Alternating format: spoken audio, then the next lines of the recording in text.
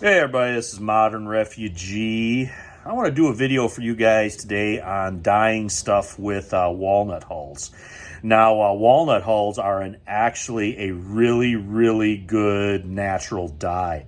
And there's a bunch of different things that you can dye with walnut hulls.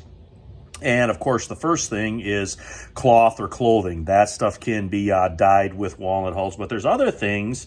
I guess if you're not into the trapping game, traps are another thing that can be dyed with walnut hulls.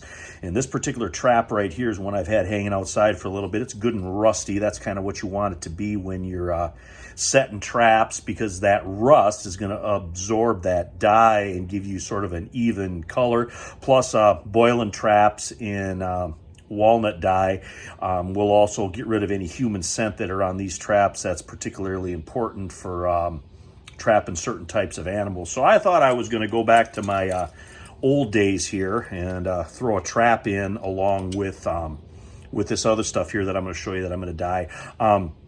We used to dye traps all the time when I was a kid in a big sort of cast iron cauldron, and we would boil them and throw the walnut hulls in there and throw our traps in there and then go out and try to trap stuff. But that's what this guy is right here. But you can see I got a couple of sticks inside the jaws here, and that's so they're opened up a little bit so even the edge of these jaws can absorb some of the dye. And the other thing that I've had good luck dyeing is knife scales.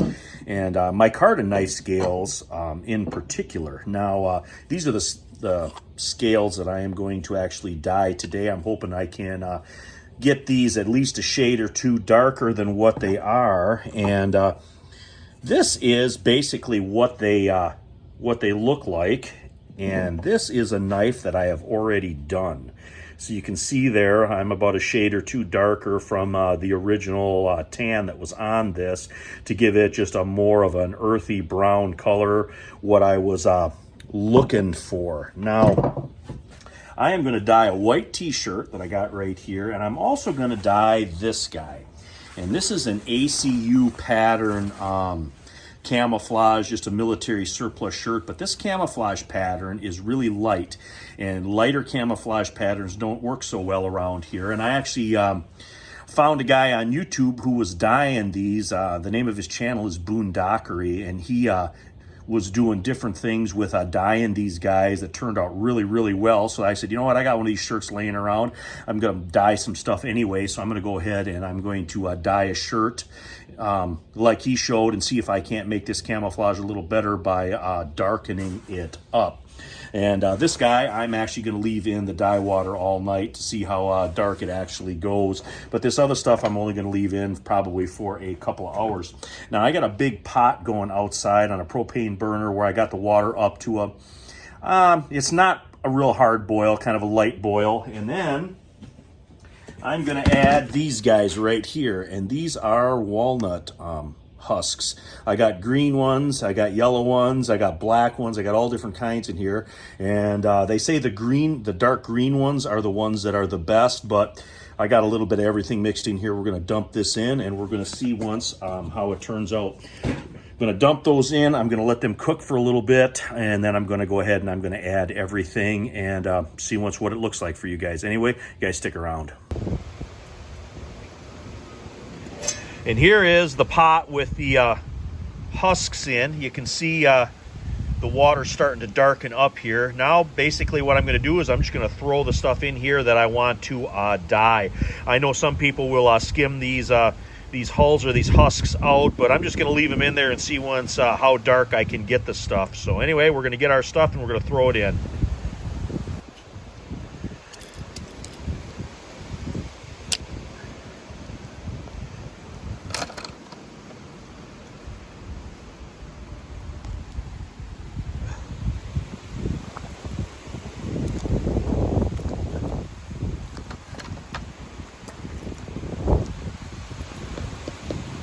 All right, now we're going to let this simmer for a while. Well, I've decided that I've got enough space in this pot that I'm just going to add the other shirt in too, and we're just going to let it soak for a while and see once what it looks like. No sense in wasting extra propane, I guess, on my burner.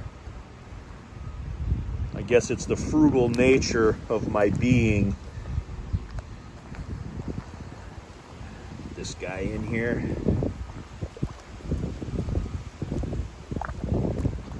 I'll get all the air bubbles out. Stir, see if I can't show you the other shirt that's in here on the bottom. Oh, there it is. That's what the white shirt looks like so far after just being in there probably about 45 minutes or so. So we're gonna get this, push this down here a little bit, keep this going at a low boil for a little while, and see what the color is gonna look like here in a little bit for you guys.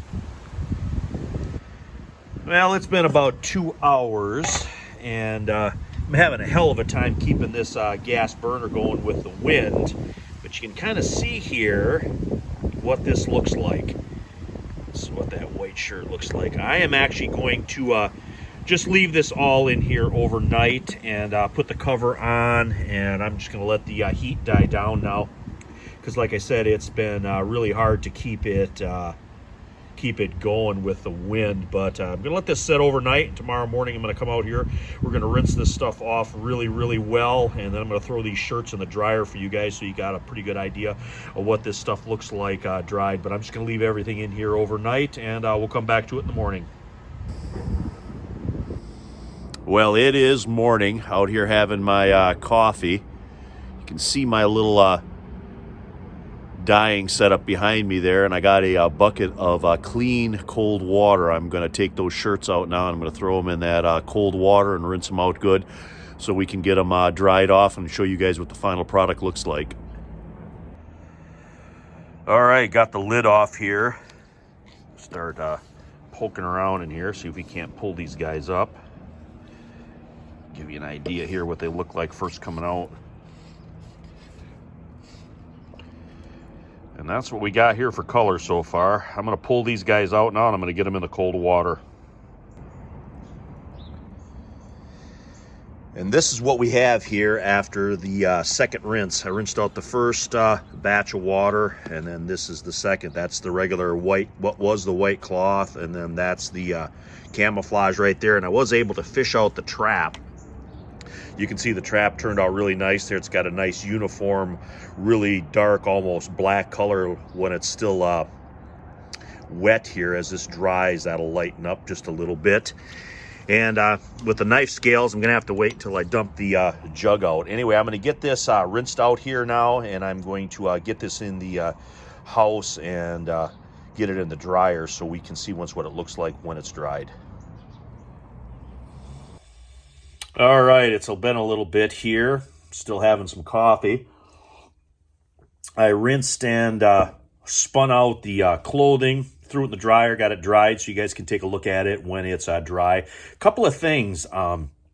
Make sure you rinse it out really good before you put it in the wash machine so you don't get any walnut chunks in the wash machine. You know, I did it the lazy way. I didn't skim any of that off first. So make sure you rinse it really good before you spin it out and put it in the dryer. And that's basically all I did with this stuff here, is rinsed it out in the bucket, spun it out in the wash machine, and threw it in the dryer. Now, walnut dye has tannins in it, and that's an acid, and that actually sets the dye. So you don't have to do anything with this stuff after the fact. There's some dyes that you have to put like vinegar and stuff in to get it to set the dye, but you don't have to do that with walnut dye. Another thing, this is a good technique to revitalize old camouflage. So if you have camouflage that has faded and stuff, it's a good way to bring that camouflage back to life. And I'm going to show you the first thing here. This is that ACU camo, and you can see it has darkened it quite a bit, and this is dry, so this is the color that it's going to be now. And like I said, I'll put a link to Boondockery's channel in this, where I got this idea from to actually use this ACU camo, make it more usable by making it a little bit darker. And then this is the t-shirt. And this was a white t-shirt, so you can kind of see once what it darkened down to. It's actually a really nice chestnut brown color. And again, this is dry, so this is exactly what this is going to look like for the rest of its life now. And the knife scales. The knife scales look like so. And this color of this coating on the blade here, that's about the color that the original knife scales were on here. So that actually darkened that up quite nicely, give it a little bit of contrast, cover up some of the dirt and stuff that I already had on these knife scales.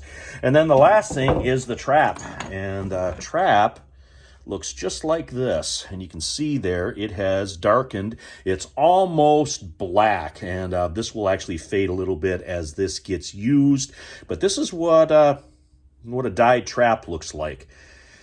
And that helps camouflage the trap, keep the human scent off of it and stuff. So then this trap is actually, you could wax it and you could just take it out and use it. If you had a trap line, I just keep these guys around for pest control and that kind of stuff. But that's what the rusted trap looks like. Anyway, I hope you guys enjoyed this little video here, talking about using walnuts for a dye. And you can dye more stuff than just shirts and pants and clothes and stuff. You can use it to revitalize camouflage. You can use it to color knife scales. You can use it on traps. A lot of different things that you can use walnut dye for. But anyway, this is Modern Refugee. Appreciate all my subscribers out there. Hope you guys got a little information, a little entertainment, some ideas out of this video here, and you guys have a good one.